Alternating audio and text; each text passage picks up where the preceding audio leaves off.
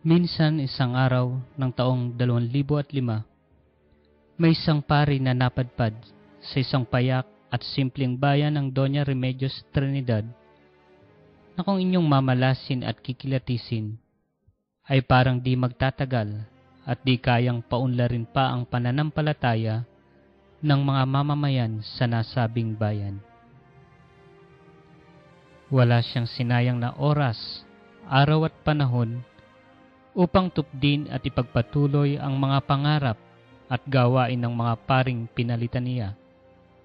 Nariyan ang pagsasaayos ng simbahan mula sa altar, sa mga tao hanggang sa patio. Sapagkat naniniwala ang paring ito na kapag may maayos na tahanan ng Diyos, madali itong makahihikayat sa medyo nakalilimot na sa pananampalataya. Kaya muli niyang binuo ang mga samahan na siyang katulong niya sa paglaganap ng pananampalataya.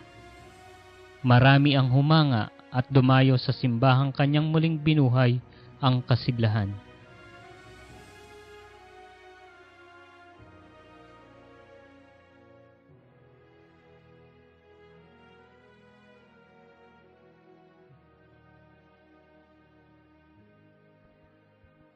Mabilis ang pagkatanyag ng paring ito sa bayan ng DRT.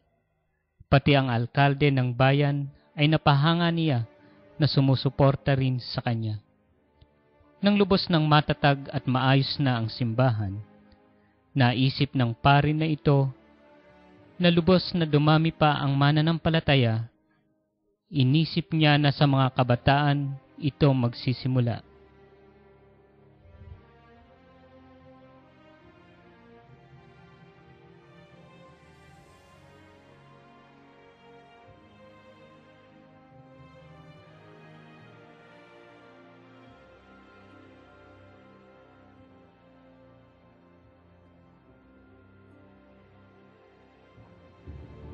Naghain siya ng isang proyektong pangkabataan na naglalayong buhayin ang kaugaliang Pilipino na ang isang pamilya ay sama-samang magsisimba, makikilahok at makikiisa sa mga gawaing pangsimbahan.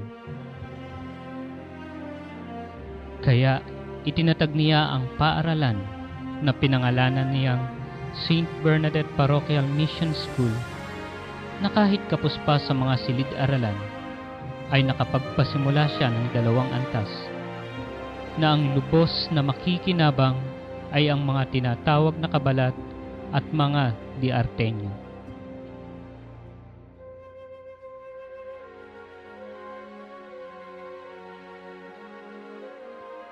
Ngayon, ay may kumpletong antas na ang paaralang ito na patuloy pa sa kanyang pagyabong.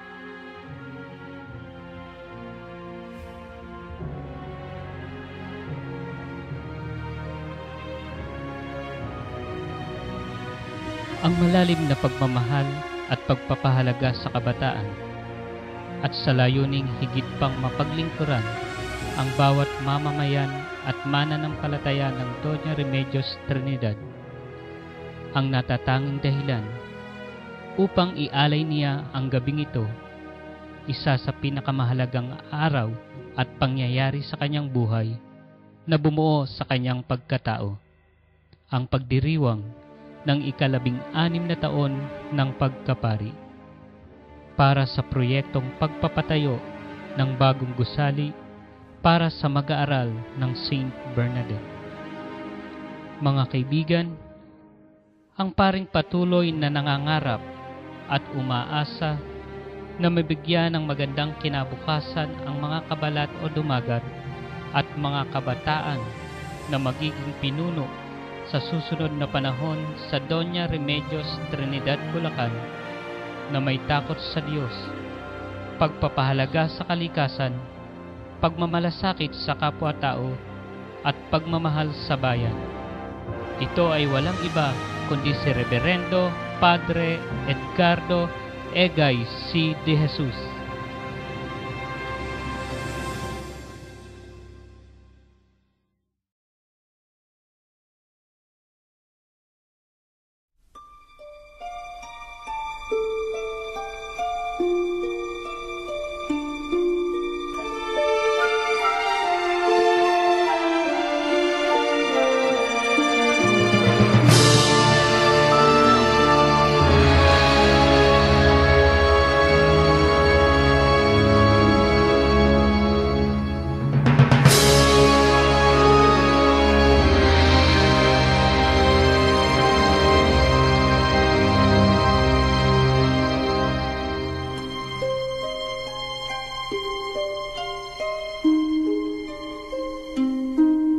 Ako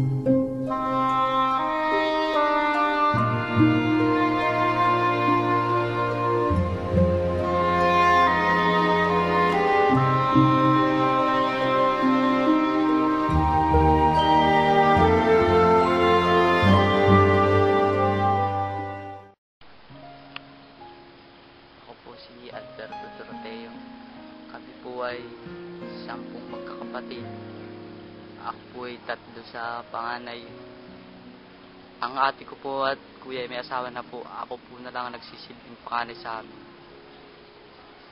Ang pinapakain sa amin ng mga magulang namin ay talagang pinaghirapan nila. Pilit kami nilang iniaahon sa hirap kahit mahirap ang buhay. Talagang nag-uuling sila. Lahat ginagawa nila para sa amin. Ako po si Delio Di Guzman. Ako po ay panganay sa 9 na magkakapatid. Ang buhay puro sa amin ay talaga napakahirap. Ang trabaho po ng tatay ko ay mag-uling. Tumutulong po kay tatay sa pag-uuling. Naranasan ko po na hindi kumain na maghapon dahil po sa pinakulang po kami sa pambili ng pagkain dahil po siya po kami magkakapatid, mahirap pong kumita ng pera sa amin. Ako po si Rizal Ocampo, isa po sa dumagat na scholars ni Father Egay. Kaya po ko nun sa DRT, gusto ko pong makatapos ng pag-aaral kasi po napakahirap po talaga ng buhay sa amin. Kailangan pa po magkakot ng uling para po makapag-aral. Kasi po wala po akong magulang naman na tumutulong sa akin. Kasi po aking mga magulang ay wala na.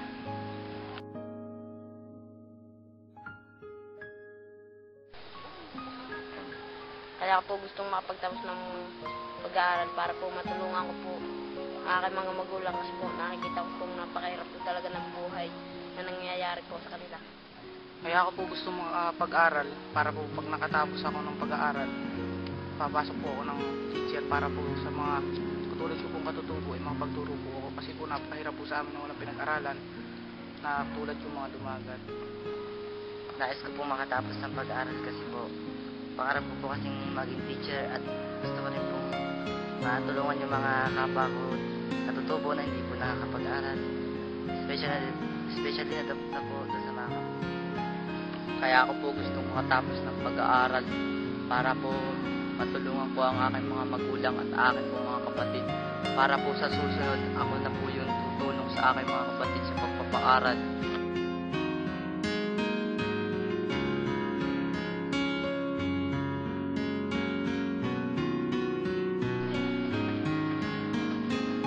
Papasalamat po kay Father Egay sa mga tumutulong kay Father Egay para po kami mag-aralin.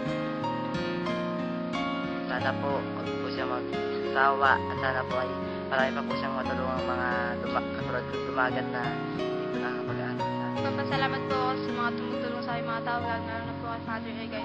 Dahil po hindi dahil sa kanya, hindi kami makapag-aaral sa St. Bernadette. Maraming salamat po sa mga tao tumutulong sa amin, lalo na po kay Father Egay. Siya po ang naging daan namin para po makita namin ang edukasyon at pinag-aral niya kami sa private school. Nagpapasalamat po ako sa mga taong tumutulong po sa amin na kami po ay binibigyan nila ng pagkakataon, lalo na po kay Father at sa mga kasamahan po ni Father na tumutulong po sa amin. Sana po wag po kayong magsawa na tumulong po sa amin at sana po marami pa po kayong matulungan na tulad po namin mga dumagat. Sana po mas dumami pa ang tao na tulad niyo na tumutulong po sa amin.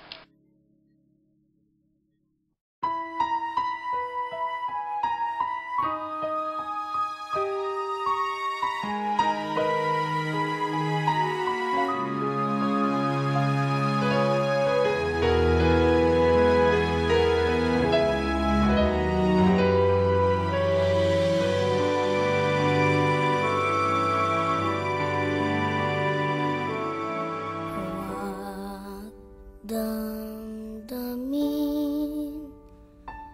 ang kasawian,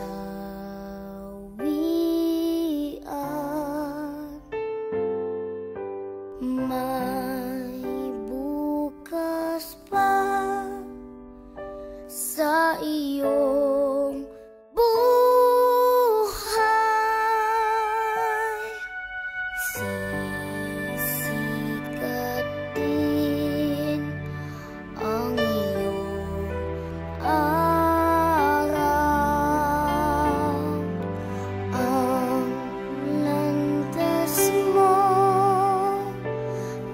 mag-iilaw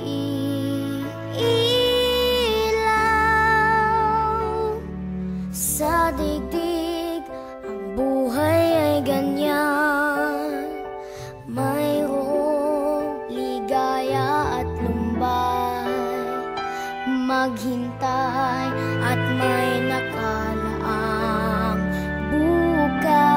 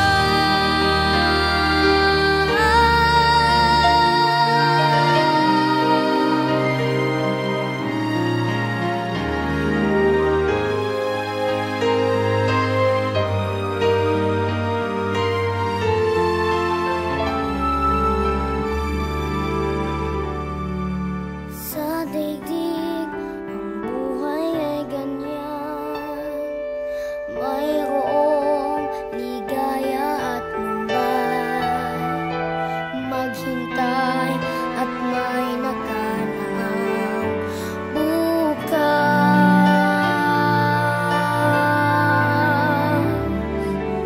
May bukas pa sa iyo.